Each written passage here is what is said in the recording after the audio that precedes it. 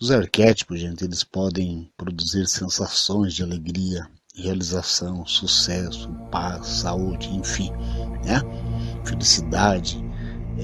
Só que também podem produzir o efeito contrário. Então você tem que estudar muito o arquétipo. O arquétipo está presente em tudo, né? Ele é um lembrete, na realidade, do subconsciente. Através do arquétipo você pode acessar sentimentos, sensações que estão no inconsciente. Então por isso é bom estudar sempre o arquétipo, analisar, avaliar se é um arquétipo do animal, que tipo que vive esse animal, para você não acessar o que você não quer, tá? Então os arquétipos eles têm uma grande contribuição, porque eles produzem hormônios, né? Hormônio da alegria, da felicidade, assim também como pode produzir hormônio de tristeza, de solidão, né? Então o arquétipo ele não se trata de religião, né? Tem gente que fala é questão de religião, de magia, superstição, tem gente que fala misticismo, né? Então muita gente também sequer sabe o que é a palavra arquétipo, né? Ouve, mas não sabem também. Então, gente, se você já entende de arquétipo, o que você ouvirá nesses áudios é para reforçar, né? Reforçar o seu conhecimento sobre o tema, né? E para a jornada se tornar cada vez mais, né? Melhor, né? Pelo mundo que você cria. Agora, se você nunca ouviu falar em arquétipos, né? Então eu vou falar de uma forma bem didática, né? Aqui nesses áudios. Então, gente, arquétipos eles são neurotransmissores, né? E você tendo conhecimento, você pode manipular, né, esses arquétipos a seu favor para gerar mais dopamina, serotonina, né, noradrenalina, enfim, toda a química cerebral responsável por promover bem-estar em sua vida. Isso não requer prática, né, gente? Nem tampouco habilidade. Basta você visualizar, né? Então você está. Os arquétipos, né, eles são extremamente importantes se você souber aproveitar o máximo deles. Então analisa bem, né? Você não percebe, isso é a nível inconsciente. Quando você visualiza assim, uma imagem, um quadro, alguma coisa fúnebre, o tempo, veja bem, quando o tempo está nublado, né? Que está assim aquela névoa, não fica assim um dia triste, né? Porque esse é arquétipo, aquele dia triste, aquele dia parece um feriado, você não tem coragem para nada, e quando está um dia ensolarado, ele não te dá mais disposição. Então assim é o uso do arquétipo também. Por exemplo, milharal, milho é grãos, né, gente? Grãos. Então você está olhando ali no seu armário, está com pouca comida, você está escasso, pouco dinheiro, né? Então, simples fato de você visualizar, digamos que você coloca lá um milharal, ou começa a visualizar uma imagem do milharal, de grãos, outras coisas, né? Flores, por exemplo, né? Aquilo já muda o seu estado de humor, né? Então, tem pessoas que usam muito o arquétipo, né? Tem pessoas que colocam milhos com grãos, né, no celular, daí começa a melhorar o trabalho, né? Flores, espinha, né, dentro do estabelecimento é bom para aumentar a clientela, isso ajuda muito. Para aumentar suas vendas, você pode usar o arquétipo da maçã molhada, né, que dá super certo. Eu já fiz alguns áudios, mas vou explicar para você. A maçã, por exemplo, você tem um comércio, uma loja, né? Então você pega uma maçã molhada. Como que você vai manter uma maçã molhada, né? É meio difícil, mas você pode comprar até uma maçã de isopor, né? Existem umas maçãs de isopor e as pessoas fazem aquelas gotículas, né? Esqueci o nome do material agora, mas vai furando e fazendo aquelas gotículas, tem uma impressão que ela está molhada, né? Você colocar uma maçã sempre visível, onde que as pessoas estão vendo um quadro de maçã atrás de você, onde você vai fazer negócio. Tudo isso ajuda, né? Tudo isso ajuda para aumentar as vendas, né? Pode usar também taças de vinho, rosa, casal de cisne para aprofundar os relacionamentos, né? O arquétipo de boca também, né? Boca que atrai uma maravilha, né?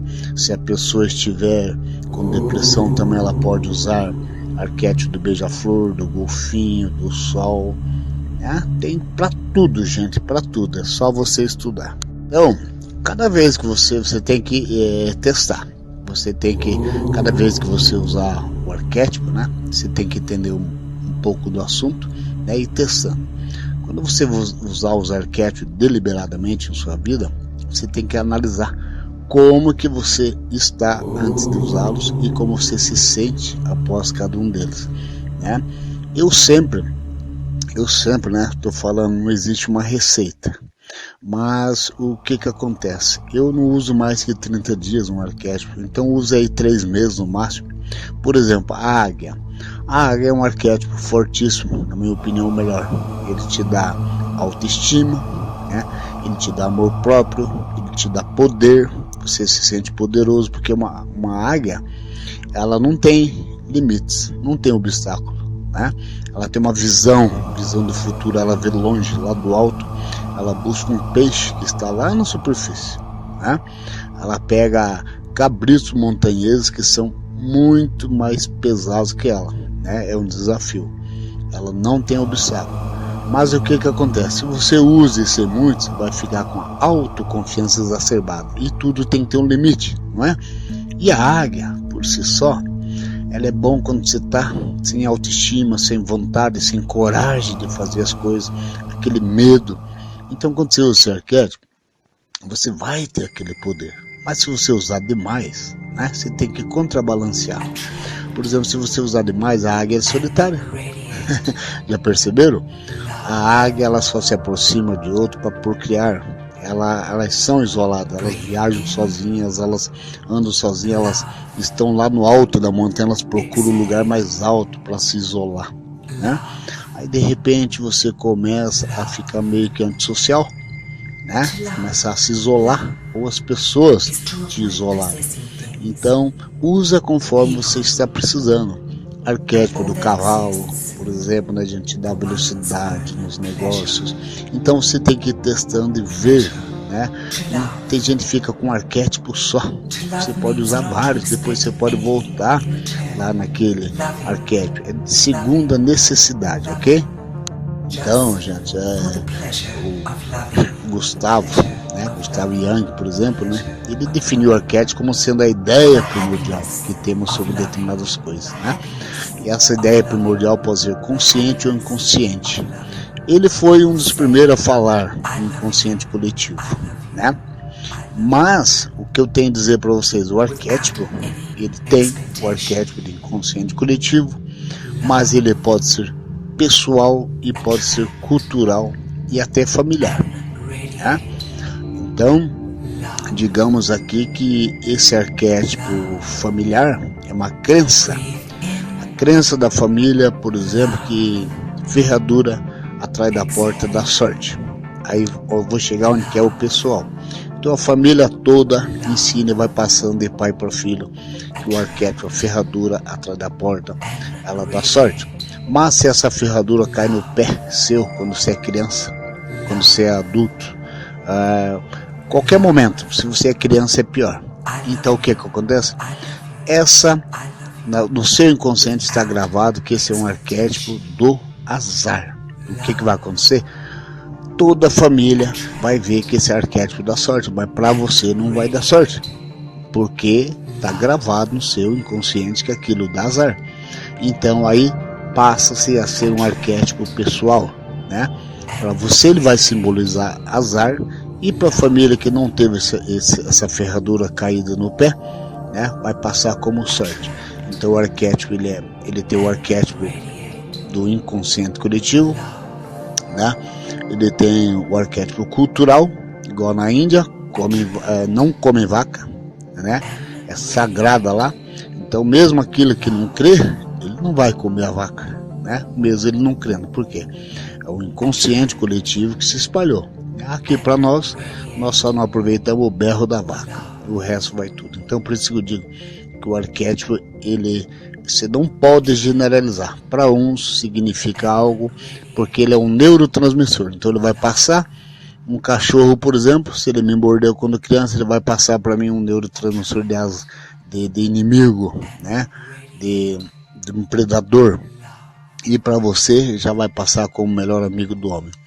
Então tem que analisar tudo isso, tem que sentir que tipo de sensação, que neurotransmissor está passando para você. Então, por exemplo, se você se deparar, digamos, um quadro, uma imagem na internet de um tigre, por exemplo, né? Então pode ser estimulado em seu organismo a produção de neurotransmissores que irão gerar sensações de força, ferocidade, proteção, esforço, iniciativa, né? Um arquétipo não é inofensivo, ou traz resultados positivos ou senão negativos, como bem estabelece as pessoas aí, mas não é assim. Por exemplo, um arquétipo de um tigre, por exemplo, se você teve um contato com um tigre ou já assistiu filmes de Tarzan, por exemplo, né, vai passar aquela coisa de medo em você, né? Mas existe aquele inconsciente coletivo. Por exemplo, se você vê uma mulher, uma roupa de oncinha, né, de tigre, tigresa, ele vai te causar o quê? Os felinos, eles são muito sensuais, eles são bonitos, né? Vai te passar aquela sensação de sensualidade, né? Mas ao mesmo tempo você fica meio com medo daquela mulher, né? Ah, não, é muito para mim, não vou chegar. Então vai de cada um, mas o que vai gerar é esse tipo de sensação, né? O arquétipo é gerar sentimentos e provocar comportamentos, né? Às vezes você tem um devido comportamento devido ao arquétipo que você está presenciando, né? Se, por exemplo, a tua mulher vai fazer algo diferente, né? Vai te fazer uma surpresa, coloca lá uma lingerie, por exemplo, de oncinha, né? Vai mudar o seu comportamento, pode te causar uma vontade de fazer amor, né? Coisa que nem estava passando pela sua mente. Então ele também influencia, né? Ele influencia no seu comportamento, né? Então muita gente pode pensar, mas o que é neurotransmissor? Gente, neurotransmissor é uma substância química que ela é produzida uma célula do cérebro, o neurônio, né? Ele é capaz de conduzir e transmitir uma informação de um neurônio a outro, ou seja, é como um telefone, gente, para comunicação entre os neurônios. Essa comunicação se chama sinapse, né? Então, apesar de um neurônio ser vizinho do outro, né, a comunicação entre eles não ocorre naturalmente, por assim dizer, né? Eles funcionam através de disparos elétricos. Então, para transmitir um impulso elétrico e uma informação química, para que as células consigam se conversar, o neurônio produz e utiliza os neurotransmissores que são como combustíveis para o cérebro realizar determinadas funções.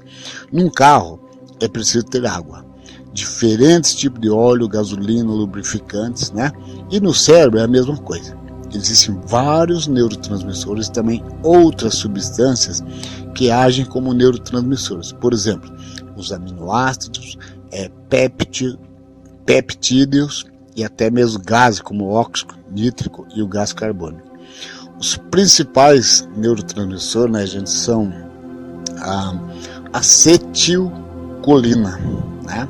Esse neurotransmissor estimulante está envolvido em muitos comportamentos, dentre eles o aprendizado, a memória e a atenção. Testes feitos em animais revelaram que o bloqueio da liberação desse neurotransmissor é responsável pelo déficit desses aspectos cognitivos. É o neurotransmissor do sistema nervoso autônomo parasimpático e sua sinalização nesse sistema dá origem à contrição dos brônquios, vasos sanguíneos e pupilas. E reduz batimentos cardíacos, produz ereção, entre outros, né? Esse transmissor é importante para a movimentação do nosso corpo, pois sua liberação em músculos promove a contração das fibras musculares. Gente, então no próximo áudio eu vou continuar falando sobre esses principais transmissores, tá? No próximo começarei falando sobre a serotonina, né? Eu vou falar só dos principais, mas são muitos. Noradrenalina, por exemplo, né? Então, até o próximo áudio.